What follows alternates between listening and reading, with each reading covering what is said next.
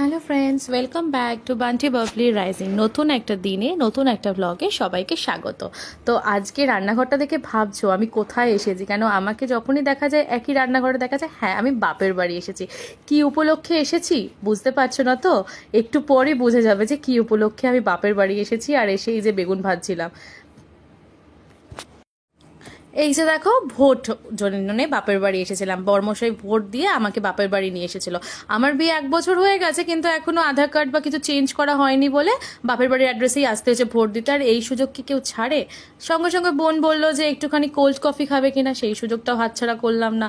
একবেলার জন্য গেছি, যা ইচ্ছা তাই করনি। মা তাই বলছে চ রান্না হয়ে গেছে, দেখি কি কি হয়েছে। আর বর শুয়ে শুয়ে গেম খেলছিল।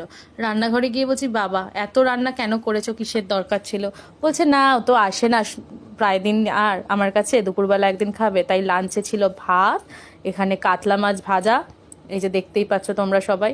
আর বেগুন ভেজেছিলাম, সেটা তো তোমাদের সাথে শেয়ার করলাম। মা রান্না করেই ছিল, তো আমি ভাবলাম যে বেগুনটা একটু ভেজে দিই গরম গরম খাওয়ার আগে, তাই বেগুনটা ভাজলাম খাওয়ার আগে। আর এই যে চিংড়ি মাছ দিয়ে বাঁধাকপি, কাতলা মাছের কালিয়া আর উচ্ছে চচ্চড়ি, এগুলো কাকিমা রান্না করেছে। বাঁধাকপিটা খুব একটা খেতে আমি ভালোবাসি না, কিন্তু মাছের মাথা বা চিংড়ি মাছ বললে খেতে আমার খুব ভালোই লাগে, আর হয়েছিল খুব সুস্বাদু। আর এই যে মুসুরির ডাল ছিল, আর লাস্টেরটা ছিল চিকেন, যেটাতে আমার বরের কোনো সময়